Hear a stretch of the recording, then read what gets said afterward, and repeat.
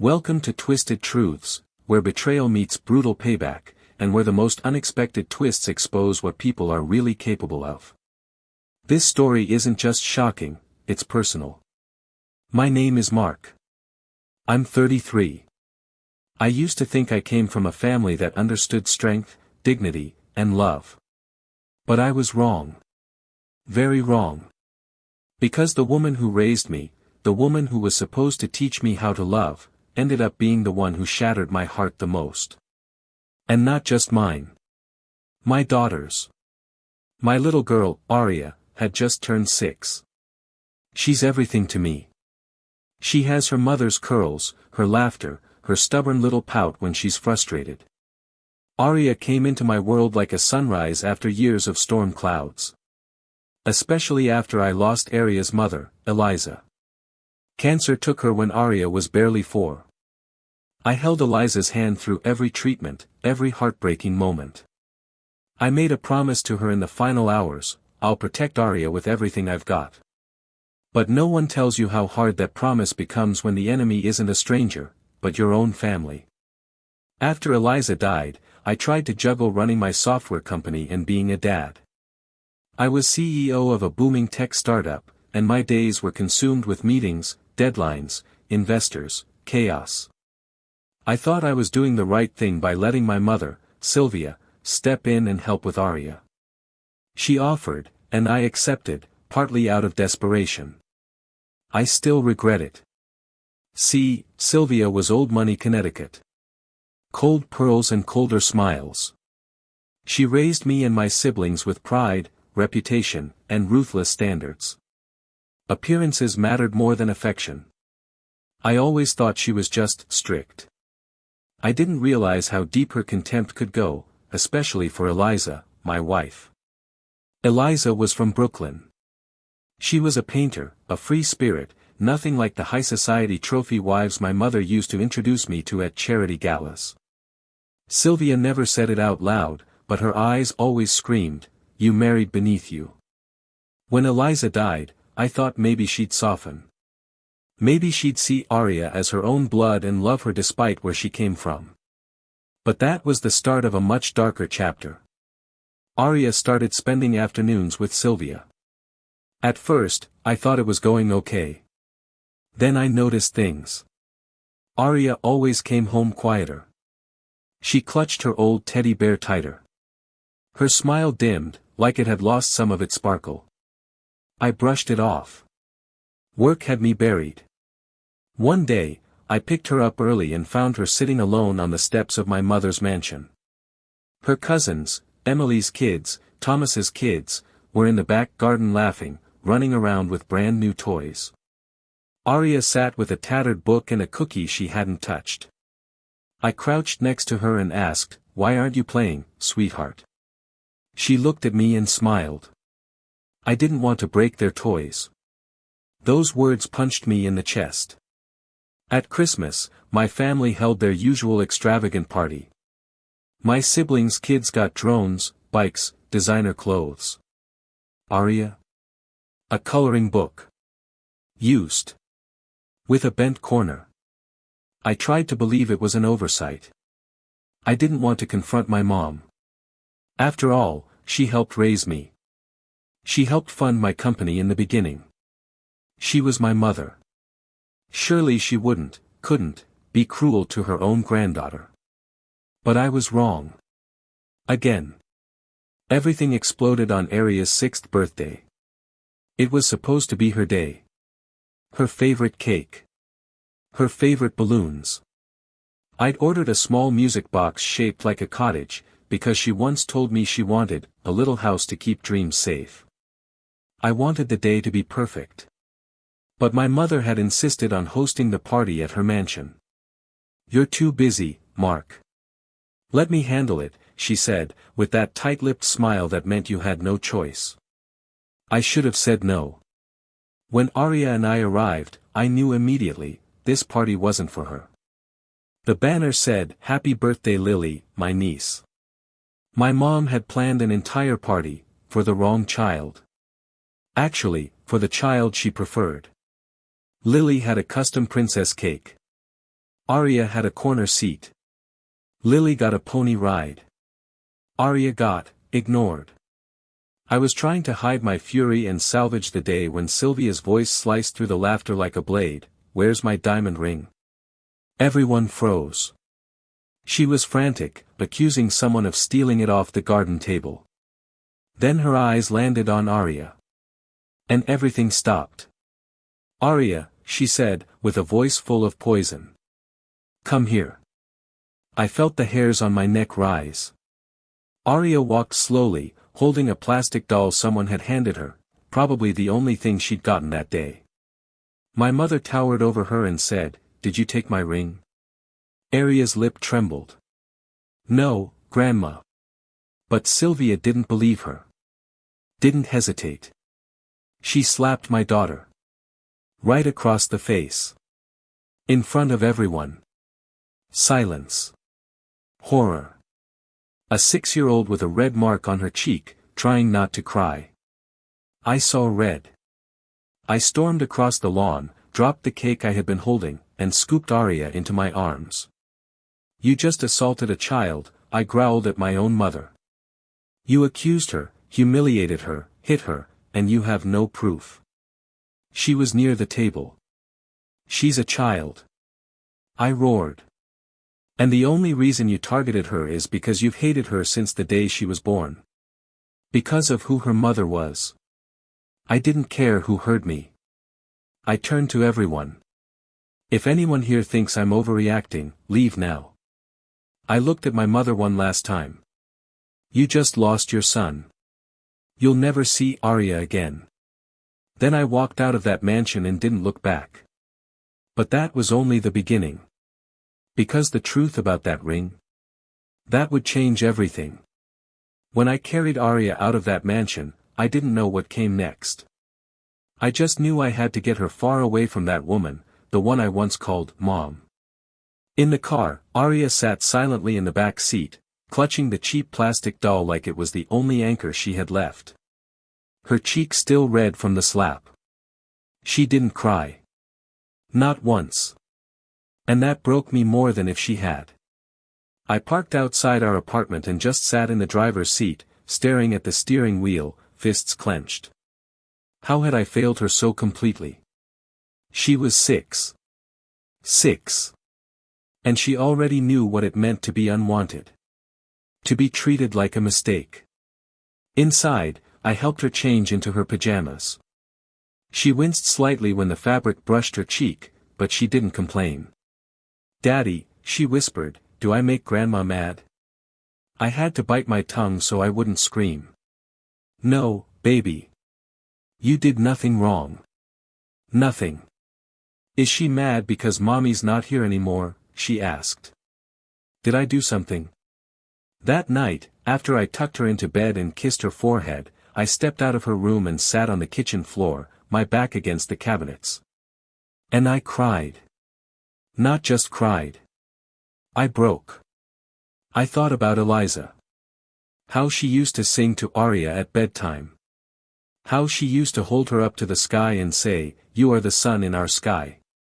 And now, her daughter had been humiliated on her birthday by the one person who should have protected her the way I couldn't. I wanted to scream. Burn everything down. But I didn't even have the energy to call Sylvia and curse her out. I turned my phone off. I didn't want to hear her voice. Not after what she did. But the next day, the truth came anyway. Around noon, I got a message from Maria, the longtime housekeeper who had worked for my mother for over 20 years. She had practically raised me. She never took sides. She was just there, always quietly doing her job. Her message was short. "Mark. I found the ring. It was under the garden table. Anna didn't take it. I'm sorry." I reread it twice. Then 3 more times. The ring had fallen under the table. All that chaos. All that accusation. That slap. And it was a lie. A mistake. No, an assumption. A dangerous one born from bias. One that Sylvia didn't hesitate to act on. My daughter had been punished because my mother couldn't let go of her hatred. Her shame. Her power. I didn't respond to Maria. I didn't call Sylvia. I sat down on the floor with Arya, who was drawing pictures with her crayons. She looked up, smiled faintly, and said, "Want to color with me?" That afternoon, I colored a sun with her. A house. A dog we didn't have. A flower bed. I wanted to scream at the world, but I just held a red crayon and shaded in roses she imagined blooming in our backyard. That night, while Arya slept, I opened the small diary she kept, her secret notebook. Inside were drawings. Scribbles. Words only a 6-year-old could write. One page had a picture of her alone at a birthday table, surrounded by other kids but no one looking at her. Another showed a sad girl holding a balloon that floated away. The last one said, "Maybe I can be good enough one day." I felt like I couldn't breathe. It hit me then, not just what Sylvia did, but what I did too. I let it happen. I left Arya in the hands of someone who never saw her as family. I turned away from the warning signs because I didn't want to upset the balance. Because I was scared of rocking the boat. But the boat had already capsized. And my daughter was drowning in silence. I couldn't look in the mirror. I stayed home from work the next few days. I didn't care if the board was furious or investors panicked. I let the company run itself. For the first time in years, I focused on my daughter. We painted together. Baked a disaster batch of cookies that stuck to the tray like cement. Watched the same movie 5 times in a row. And every night, I read to her and held her hand as she fell asleep. One night, I asked her, "Do you miss Grandma?" She paused for a long time, then said, "I miss when I thought she liked me." I swallowed the lump in my throat. "I like you, Arya. I love you more than anything. You're my heart." She smiled at me and said, "Then that's enough." But it wasn't enough. Not for me. Because I had let this happen. I had trusted the wrong people. And now, I had to make it right. After that night, something inside me shifted. I no longer saw my mother as a complicated woman I needed to manage. I saw her clearly now, for what she really was, dangerous to my daughter. And if I didn't protect Arya, no one would. I didn't plan on revenge right away. I planned on disconnection, cutting ties, shielding Arya, keeping things clean. But life doesn't always offer clean exits. A week after the slap, my lawyer called. He was going through some filings and found something odd. "Marc," he said. "I thought you should know, your mother moved a large sum of money from the family trust 6 weeks ago. A very large sum. Over $800,000. My blood froze. The family trust was something my father set up before he passed. It was meant to benefit all of us equally, me, Emily, Thomas, and now our children. Arya had a portion assigned to her too. Nothing huge, but a small cushion for education and future needs. And my mother? She had full administrative control. I asked him to send over the details. That night, after putting Arya to bed, I opened my laptop and read through the documentation. And then I saw it. A disbursement of $135,000, directly withdrawn from the portion of the trust meant for Arya. My daughter. The same one my mother had slapped in front of guests. The same one she never bought gifts for. The same one she accused of theft. She'd literally stolen from Arya. That was the moment the rage crystallized into something sharper, intent. It wasn't just about protecting Arya anymore. It was about making sure Sylvia never hurt her again, and paid for what she already did. I started digging. I spent nights combing through old emails, family bank documents, trustee statements, everything I'd once ignored. And what I found was worse than I imagined. My mother had been funneling money from the trust for years, disguised as educational gifts or housing expenses for the grandkids. But the only beneficiaries? Emily's children. Thomas's kids. Aria's section remained untouched until Eliza died, then it suddenly started shrinking. Sylvia had used it to buy a condo in Lily's name. She'd used it to pay for James' private tennis coach. She'd even charged a $9,800 jewelry expense under gala representation, and listed it under Aria's account. She had used my dead wife's child as a financial scapegoat. I felt sick. And then I remembered something. Eliza once made me promise we'd update our wills and the trust structure before Aria turned 5. But after she passed, I never got around to it. That was the hole Sylvia crawled through. I called my lawyer and said 4 words, we're going to war. But revenge isn't just about burning things down. It's about building leverage. First, I quietly had the trust audited, by a private forensic accountant. Every missing cent. Every shady transaction. Every asset moved in bad faith. Next, I removed Sylvia's name from everything she once controlled that involved me or my company. She still had shares, thanks to early investments, but I had veto power. And I planned to use it. The final step. I created a fake email account under a pseudonym and contacted 3 gossip blogs that loved chewing up high society scandals in the Northeast. I gave them the full dossier. The headline they eventually ran: High society matriarch accused of embezzling granddaughter's trust, family turns on billionaire widow. It exploded. Within 72 hours, her world began to crumble. The charity board she sat on released a statement distancing themselves. The country club quietly revoked her membership. Her phone number was leaked, and the press camped outside her mansion in Greenwich. I watched it all from the couch while Aria napped beside me, her head on my arm, soft breathing the only sound in the apartment. But I wasn't done. Because the best part? I had more secrets. You see, my father had left behind more than a trust. He left recorded letters. Old-school cassette tapes stored in a safety deposit box, one for each child. I found mine during the audit process. And when I finally sat down and played it, I heard his voice, calm and thoughtful. Mark, if you're hearing this, then something's gone wrong. I know your mother. She's brilliant, but she has a way of controlling everything, especially when she feels threatened. If she ever tries to use this family name against you or your child, don't be afraid to walk away. Everything I built. You earned it too. You don't owe her loyalty at the expense of your soul. I sat in silence, tears running down my face.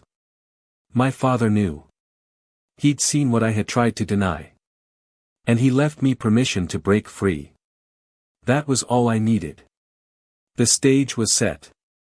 It was time to act. By the time the media frenzy around my mother hit full swing, I had already been 5 steps ahead. See, public humiliation was just a flare, a warning shot. But the real revenge? That was personal. That was surgical. I wasn't just going to let Sylvia suffer embarrassment. I was going to take away the one thing she valued more than legacy, more than money, more than even family: control. And to do that, I needed to build something unshakable that she couldn't touch, a life for Aria, far away from the poisonous name we both carried.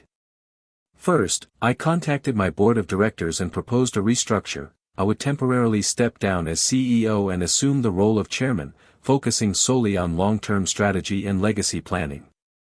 That move gave me more time for Aria, and less visibility for my mother to leverage anything. Second, I began working with my legal team to rebuild the trust, this time with ironclad clauses. I funded it personally. I poured millions into it. But here's the catch: only Aria would be the beneficiary. And I made it clear, if anything happened to me, guardianship wouldn't default to any blood relative, not Sylvia, not Emily, not Thomas.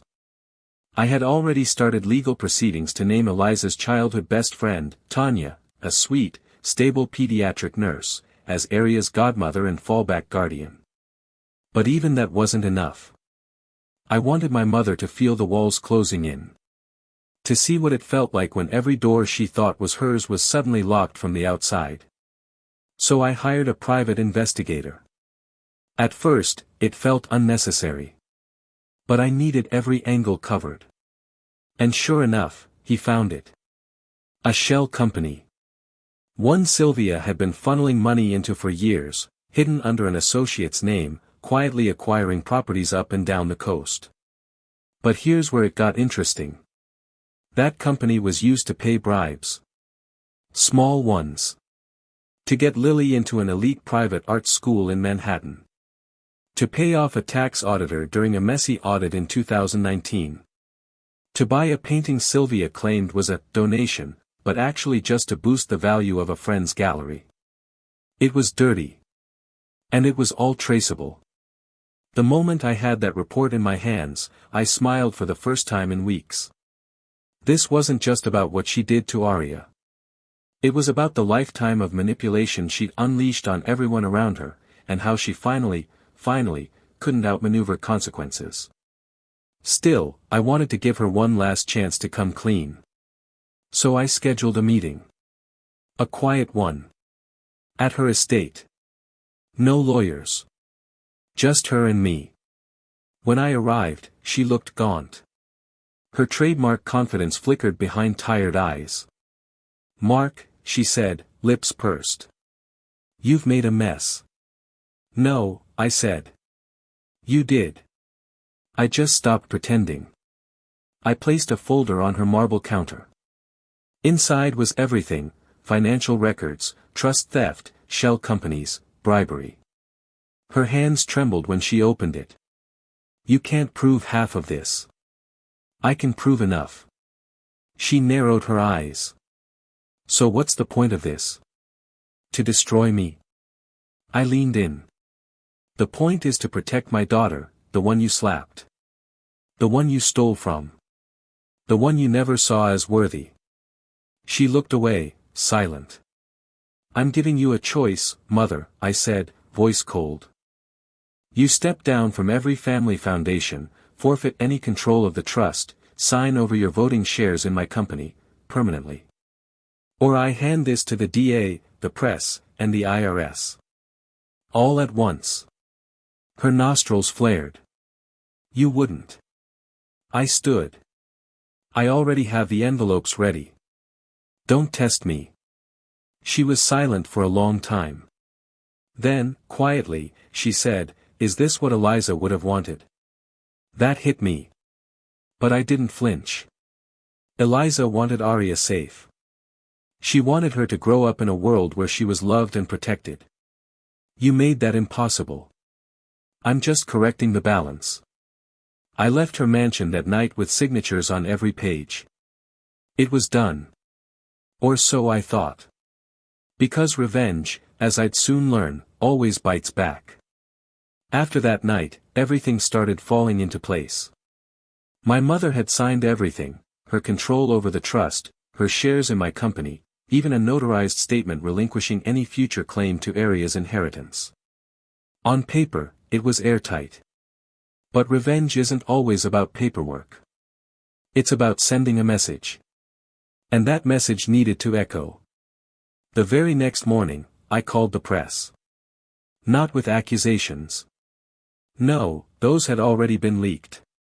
This time, I gave them something concrete: a public statement, released under my name, announcing the complete restructure of the Marc and Eliza Foundation, which my mother once ran like her personal PR machine. In my statement, I wrote, "This foundation was built to honor love, equity, and community, not favoritism, fraud, or cruelty. Effective immediately, all leadership positions will be held by independent community leaders. We believe in protecting children. All children." I didn't name my mother. But everyone knew. That day, her face was everywhere. Not smiling in a gala dress, but plastered on digital front pages with headlines like, "Socialite forced out after allegations of family trust misuse."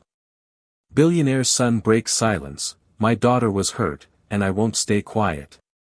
Legacy or lie? Marc denounces family matriarch in stunning statement. And just like that, she was done. I received calls from old family friends. A few applauded me in hushed tones. Others warned me, "You've gone too far, Marc." But I didn't care. Because that night, for the first time in months, Arya slept peacefully. No bad dreams. No scribbled diary entries with sad drawings. Just her, curled up with her new favorite plush fox, humming to herself. And yet, beneath the calm, I could feel it. The silence before a storm. It came exactly 6 days later. A letter. Hand-delivered. Gold seal on the back. A lawsuit. Filed by Emily and Thomas. Claiming that I had manipulated their mother into signing away assets that should have been equitably divided among her children and grandchildren. They claimed undue influence. Fraud. Defamation. They wanted everything reversed. At first, I laughed. The audacity. After everything Sylvia had done to Arya, they had the nerve to come for me. But then I realized, this was her last move. Sylvia hadn't filed the suit herself. She was too smart. Too strategic. Instead, she'd used Emily and Thomas as pawns. To reclaim control without dirtying her own hands. Because if she could prove I coerced her signature, the trust reverts. Arya loses everything. It was a checkmate attempt. But she underestimated one thing. Arya's voice. See, after everything, I'd started recording bedtime stories with Arya on my phone. For comfort. For keepsakes. And one night, just 2 days after the birthday slap, Arya had whispered something while falling asleep. I had forgotten about it until then. I pulled up the audio file. Daddy. I heard Grandma say I ruined her garden party. That she never wanted me here. Is that true? My voice responded, that's not true, baby. You are the brightest part of this family. She mumbled, then why did she slap me? That recording, innocent, soft, unrehearsed, was time-stamped. It wasn't just heart-wrenching. It was evidence. That she had been mistreated. And with the forensic accounting, the trust theft, the shell company, my legal team smiled when they heard the full file. This lawsuit's dead in the water, my lawyer said. But I wasn't done. Because court isn't just for defense. It's for justice. I filed a counterclaim. On behalf of Arya. Emotional damages. Trust mismanagement. Fraud. Exploitation of a minor's assets. I wasn't just playing defense now, I was firing back. And the best part? My lawyer submitted one more piece of evidence. A photo. From Arya's birthday party. She's standing alone near the fence, holding that cheap plastic doll, while her cousins tear through piles of luxury gifts. Behind them. Sylvia. Smiling. Oblivious. Arrogant. That photo would appear in court, in the press, and on every parenting blog in the country. The world was about to see what I had seen. And they weren't going to be silent. Neither was I. Because now. The real reckoning had begun. The day of the court hearing arrived on a cold, gray morning. I walked in holding Arya's hand. She wore a pale blue dress, the same one she'd worn on her birthday. The one she'd been slapped in. This time, though, she didn't look scared. She looked ready. My mother didn't show. Neither did she have to. She let Emily and Thomas do her bidding, pretending to be concerned children, just trying to protect their confused mother from my supposed manipulation. But I wasn't worried about what they said. I was waiting for what I knew was coming. We had already submitted evidence, ledgers, emails, wire transfers from Arya's trust to buy Lily's piano, Ethan's school trip, even a spa retreat Emily charged as educational expense. My lawyer was calm. Cool. Then, with a nod from the judge, he cued the surprise. A woman stepped into the courtroom. Small. Elderly. But firm. Maria, the housekeeper. My childhood nanny. The one who had watched Sylvia scheme behind the scenes for over 30 years. She took the stand. I saw Mrs. Sylvia tell Marc's daughter she ruined the party. I saw her slap that child. I also found the missing ring. It had rolled under the garden table. No one stole it. Especially not Arya. Emily's face drained of color. Thomas stiffened. But it wasn't over. Then came the audio recording, Arya's soft voice, barely above a whisper, played across the courtroom speakers. Then why did she slap me? You could hear my own voice trembling in the background as I told her she did nothing wrong. The courtroom went quiet. The judge leaned back, expression unreadable. Then he looked straight at Emily and Thomas. Let me be absolutely clear. Not only is there insufficient evidence of coercion, there is overwhelming evidence of financial misconduct, emotional abuse of a minor, and attempted misappropriation of trust funds. I'm dismissing this case with prejudice. And I suggest you consider yourselves lucky Mr. Marc Carter isn't filing criminal charges. That moment. It was more than vindication. It was victory. But then, the real twist came. Because when we stepped out of court, surrounded by reporters and flashing cameras, a man in a dark suit approached me. He introduced himself as an attorney representing the Connecticut Attorney General's office. We've opened an investigation into the charitable foundation formerly led by your mother, he said. We believe funds were misused, tax fraud may have occurred, and due to your submitted evidence, your mother will likely face indictment. Emily gasped. Thomas looked like he'd been hit with a sledgehammer. I stayed quiet. I didn't smile. I didn't gloat. I just nodded and walked Arya to the car. She asked me, Daddy, was that man mad? I said, no, sweetheart. That man is going to make sure no one ever hurts a child the way you were hurt. She seemed to understand. But what came next stunned even me. The next morning, I received a private envelope. No name. No return address. Inside was a single photograph and a handwritten note. The photo? Of my father. And Sylvia. Smiling. Holding me as a baby. But the note? It said. She's done this before. You weren't the first. But you may be the last. Thank you. I don't know who sent it. An old employee. A friend of my father. A stranger. I'll never know. But I understood what it meant. Sylvia's manipulation, her thirst for control, was generational. My father may have been silenced. Others may have looked the other way. But I ended it. For Arya. For Eliza. For every child who was told they weren't good enough. Because the final judgment wasn't just legal. It was moral. And now the world knew. A week after the courtroom decision, my mother called. Not her assistant. Not her lawyer. Her.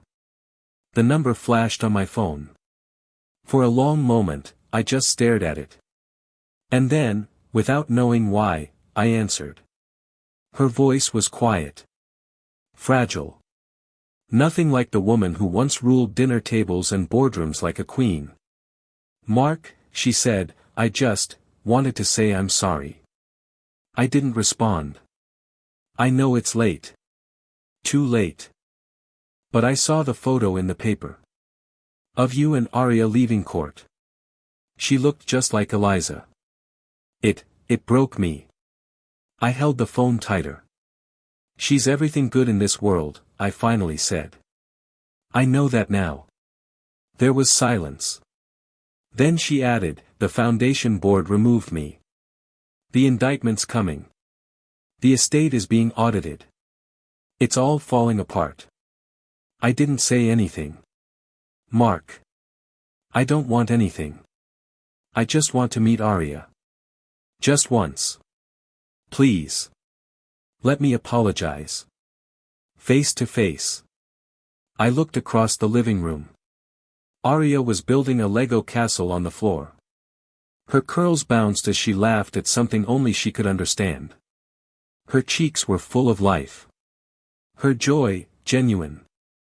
And suddenly, I felt the weight of everything I'd carried for years begin to lift. I'll think about it, I told her. But you don't get to decide anymore. Arya does. The next day, I told Arya everything in the simplest words I could manage. I explained that Grandma wanted to say sorry. Arya thought for a moment, then asked, will she yell at me again? No, baby, I said. She can't hurt you anymore. Arya paused, then said, okay. But can I wear my favorite dress?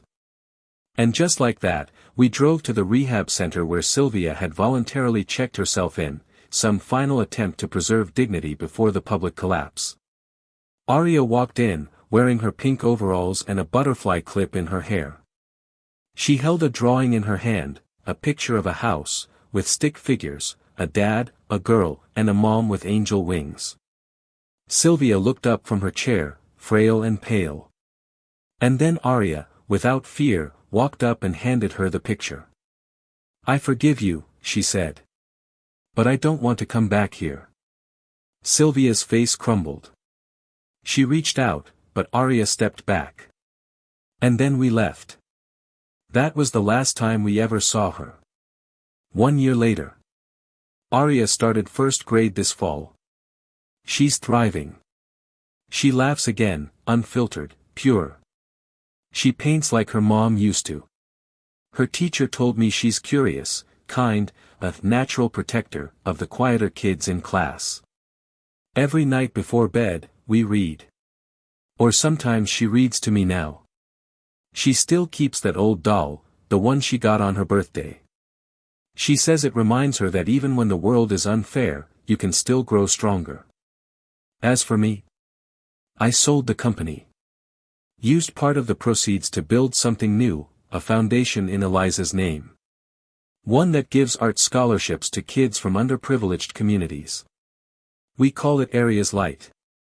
And sometimes, when I walk the halls of the art studio we opened last month and hear children laughing, painting, believing in themselves, I feel peace. Not because I won. But because I didn't stay silent. Because I chose my daughter over power, legacy, and blood. And that choice. That was the real revenge. In the end, truth has a way of surfacing, even if it comes twisted through pain and betrayal. As one wise voice once said, sometimes your greatest enemy was once your closest ally. If this story struck a chord with you, let us know in the comments. And don't forget to subscribe, share, and spread the word, because justice deserves to be heard.